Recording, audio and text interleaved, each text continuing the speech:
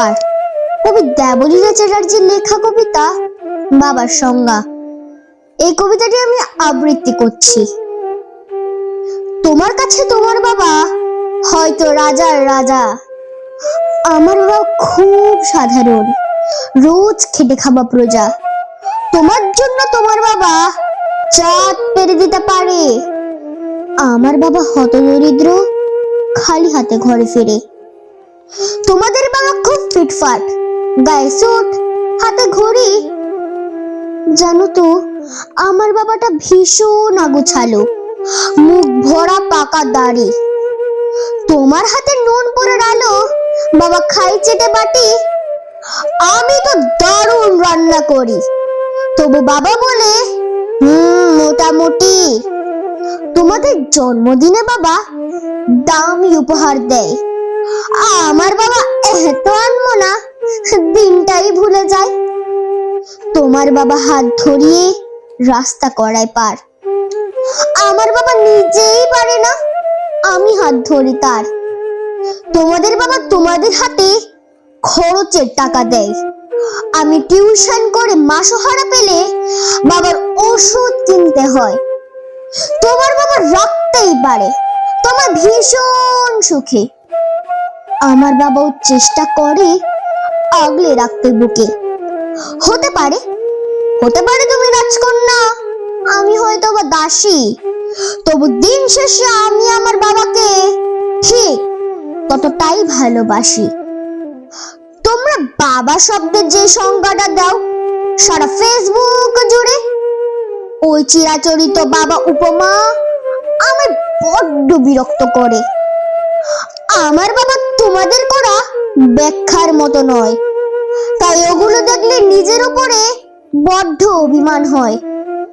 তোমাদের বাবা নিজে না খেয়ে তোমাদের মুখে ধরে, ওদিকে আমার জন্য তুলে রাখা লিচু বাবা খেয়ে নেই চুরি করে।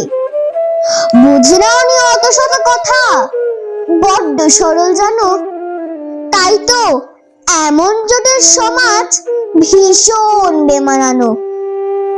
শাসন যদিও করে না তেমন, তবে হ্যাঁ খুব খুদ ধরে, অথচ বন্ধু মহলে আমার পেছনে আমারই তারিফ করে। আমি নিজেও ওনাকে বকাঝকা করি, ভুল করলে অকস্মাৎ, আবার কেউ ওনার দিকে আঙুল তুললে ভাঙতে পারি সে হাত। বাবা পরীক্ষার আগে সহসাই বলে, পাস করবি তো বল। রেজাল্ট বেরোলে ভালো ফল হলে তার দু চোখেই জল। সে বলে খালি আমার দ্বারা কিছু হবে না নাকি, তাকেই আমার সাফল্যে আমি দামামা বাজাতে দেখি। সবচেয়ে বেশি অশান্তি করে সেই লোকটির সাথে, আমার বিয়ের পাকা কথা হলে সেই হাউমাউ করে কাঁদে। অথচ যখন জিজ্ঞেস করি পারবে থাকতে ছেড়ে, উত্তরে বলে বিদেয় হতো আমি বাঁচবো হাত পা ছেড়ে।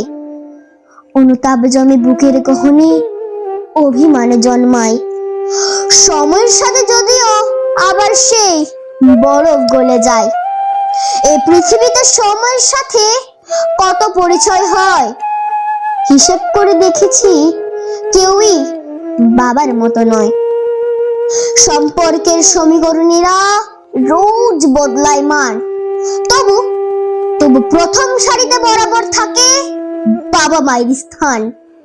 ঝগড়া, ঝামেলা, অভিমান, এসব এত কিছুর পরেও আমার একটা বিষয় ওনার প্রতি দুর্বল করে বড়। আমাকে আমার প্রিয় মানুষেরা এত নামে ডাকলেও বাবার মতো মা আমার কই ডাকে না তো কেউ, কই ডাকে না তো কেউ, কই ডাকে না তো কেউ। নমস্কার।